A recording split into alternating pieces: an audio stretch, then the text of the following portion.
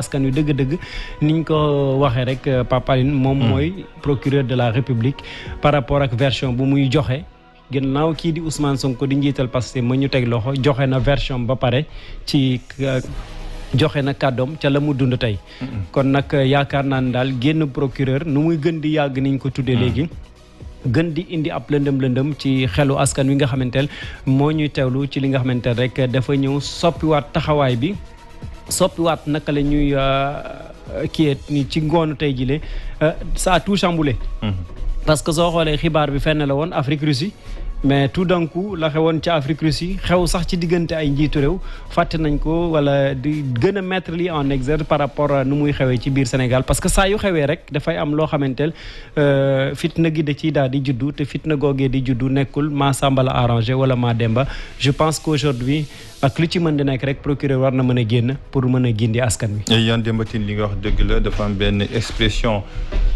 boo xam ni si Cheikh Hamidou Kane mi ngi koy wax maanaam ce que l'on perd et ce que l'on gagne. lan lañ perdre lan lañ gagne ci mbir mi. Pape Ibrahima Ndiaye.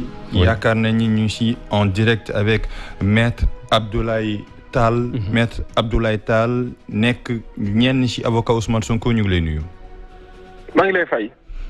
jamono ji est-ce que mënuñoo vérifier information Ousmane Sonko arrêté nañ ko sur un incident yóbbu ko tribunal actuellement mi ngi à la brigade des affaires générales. waaw ma lay gërëm maa ngi lay effectivement li nga wax mooy dëgg arrêté nañ ko à la suite d'un incident. mais ma lay wax ne arrêté nañ ko à la suite ñu ko tooñ ko. parce que nit ki mën dañoo fekk mu jóge jumaa di dox di ñibbi këram di dox normalement ànd ak njabootam. nga jël ko taxaw di ko filmer te joxal autorisation pour nga filmer ko wala tàgg woo ko sa ba nga koy filmer ci kaw loolu mu wax nit ki mu arrêté li muy def te ko loolu yoon may na la comme nit ni muy ñëwee di sàcc sa alal taxaw di ko yóbbu yoon may na la nga foqati ko ci ay loxoom. te jël téléphone am filmer la wala muy def loo xam te ni jégoo jeeg moom am nga droit téye téléphone bi parce que la sa nekkal nga xam ni muy ay image yow yaa ko moom. loolu nag bu ñu jéemee jël teg ci beneen prox ndollu ne loolu lañ ko téewee maanaam dafa nangu téléphone benn gendarme ba pare ñu ni dañ ciy boole appel à l'insurrection franchement damay gis je suis désolé mais en réalité ils sont encore dans cette tentative machiavélique de violation répétée et répétitive des droits de Ousmane Sonko et c'est inacceptable. li am ci dëkk bi dëgg di yoon. te incha allahu bu fekkee dañoo jàpp ne noonu la ñuy politiquer en tout cas ñun nous sommes suffisamment organisés pour apporter la réponse politique. bi nga xam ni c'est face à cette agression. qu'on ne peut pas qualifier. Maître Abdoulaye Tall nañ dem ci la chronologie Ousmane Sonko ñu ngi ko doon filmer à son insu da doon jóge mosquée bu mu nangoo portable bi lan la ci def. xamuma lu mu ci def mais nit ki xanaa même bu fekkee da ngaa ñëw pour nekk téléphone portable lañ la ñëw di la fi ñëw di la jël see. mais nga ne ko ana téléphone bi mettre que en demeure pour mu restituer que wala ngeen mettre que dans des conditions lépp luy nekk lu ciy film ñu supprimer ko mais doo ñëw fekk fa mu nekk ci xibaar yi ñu jot ñëw rek jël ko yóbbu ko ba pare jéem a ut beneen prox ndollu pour jéem fa jaar naan non vol de téléphone portable appel à l'insurrection Ousmane Sonko ñàkk ak fayda lu mel ni téléphone portable jamono ji si ginnaaw rek juróomi téléphone portable mu ngi ci loxoy takk der yi juróomi téléphone portable mu ngi ci loxo yoon ñàkk nag fayda bay dugg ci ay mbirum téléphone portable loo xam ne nañ il faut qu'on se respecte te nañu bàyyi yii ñu nekkee ci réew mi réew kenn du ko fooyee te yaakaar naa jàmmi réew mi moo gën lépp looy gis exactement maître Abdoulaye Tall kooku noonu kañ la fa nekk ak ñooñu ba xam yàgg nañ fa ou pas parce que ñu ngi naan woon force de l'ordre yi jóge nañ fa c'est important. dégguma li nga wax. dama ni nit kooku nga xam ni moo doon filmer téléphone bi. identité lan mooy identité am. yàgg nañ fa wala lan la. non mënuma joxe yeneen information ci nit ki parce que je ne suis pas habilité à le faire. je pense que bu nit ñi soxlaa information keneen def loolu nañ dem ci ay supérieur am wala fa mu bokk. ñu joxe information joxe trop mais li am solo mooy xibaar bu ñu jot mooy ka ko doon def takk der la yaakaar na Ousmane Sonko nag kilifa la am na représentativité ci réew mi ci tolluwaay boo xamante ne nii nekk fi di fekk ma Samba wala ma dem di jël seen téléphone alors que defuñu ko dara. mais maître. beneen bi mooy. may ma terminer. beneen bi mooy. yenn Sénégal lañ gis ne yenn sañ-sañ yi dafa mel ni yenn takk der lañ koy jox ñu koy def en toute violation même des droits des personnes ou de la loi.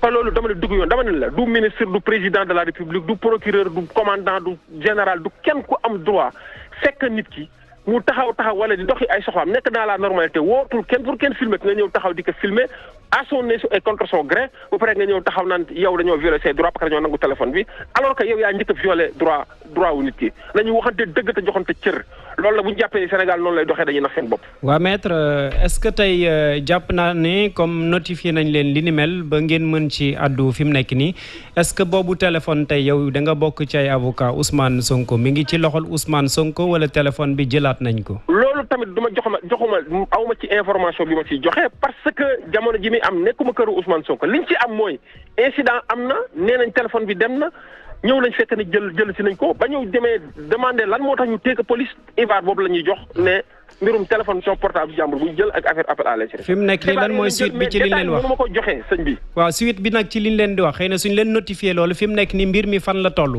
voilà mbir mi fa mu toll mooy jamono ji moo nga police au niveau de la division des investigations criminelles. DIC. là-bas ci bureau mi ya nekk sa tribunal ba mu ñu nekk BAG.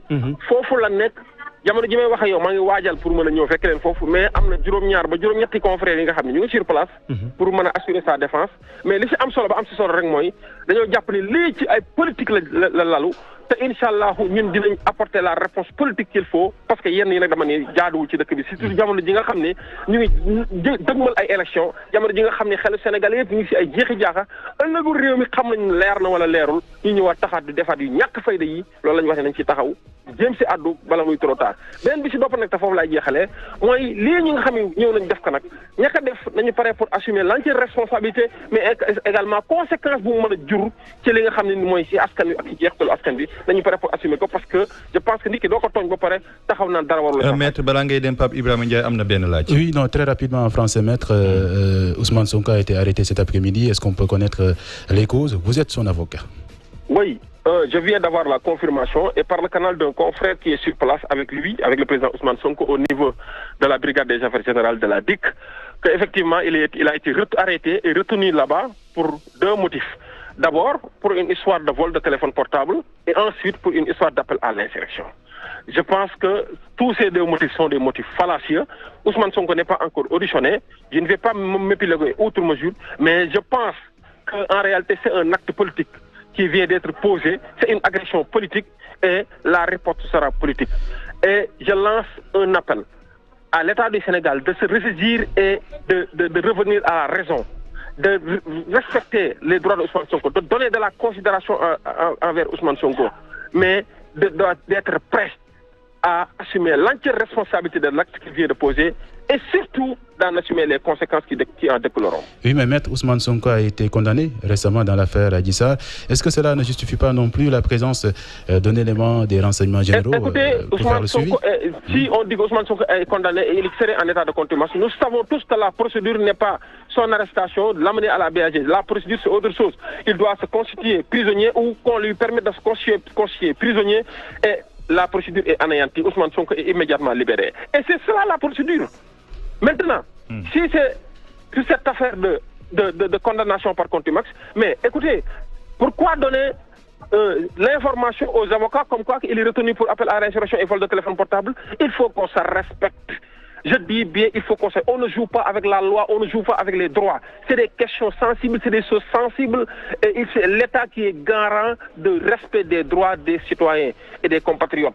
Ousmane Sonko n'est pas un sous-citoyen, il n'est pas un sur-citoyen. Donc, Ousmane Sonko clame haut et fort que le respect de ses droits demeure une nécessité, demeure une obligation de la part de l'État. Maintenant, nous considérons au niveau des PASTEF que c'est une agression politique. Maintenant, la réponse sera politique, c'est tout. Actuellement, quelle réponse judiciaire Ousmane Sonko est à la brigade des affaires générales? Quelle sera la suite judiciaire de cette affaire? Non, on ne sait pas encore. Il est là-bas, il n'est pas encore entendu. Il y a des confrères qui sont sur place. Nous attendons que les choses évoluent, les choses avancent, mais ce qui est sûr et certain est que Ousmane Sonko est arrêté pour des histoires de vol de téléphone portable, ces histoires fallacieuses et d'appel à l'insurrection. Comme ils ont l'habitude de le dire, mais je vous dis que ce qu'ils tentent de faire ne passera pas. Et je pèse bien mes mots, ça ne passera pas. merci beaucoup maître Abdoulaye Tall.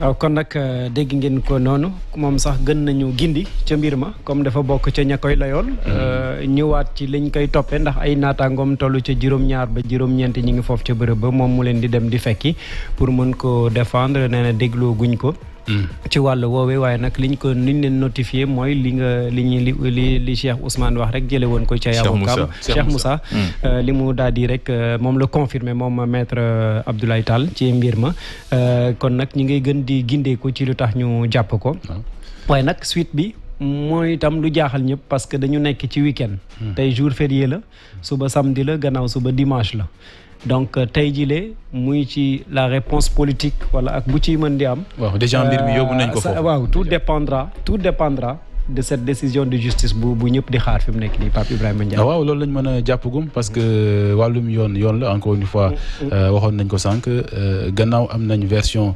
ñi nga xam ne ñooy layal Ousmane Sonko maître Tall ci la bokk fësal na ne. Il a confirmé encore une fois ce qu'on disait cet après-midi, c'est-à-dire que ñaari mbir lañ jàpp vol téléphone portable ak appel à l'insurrection moom mu jàpp ne loolu histoire fallacieuse la wax mais encore une fois nous on attend bien sûr les explications d'État la version de l'État la version du procureur de la République parce que gis nga sànq définition bi nga xam ne joxe nañ ko ci vol soustraction mi ngi ci yii yëpp nag day tax ñu gën a wëyal li nga xam ne mooy liggéey bi encore une fois pour avoir les deux versions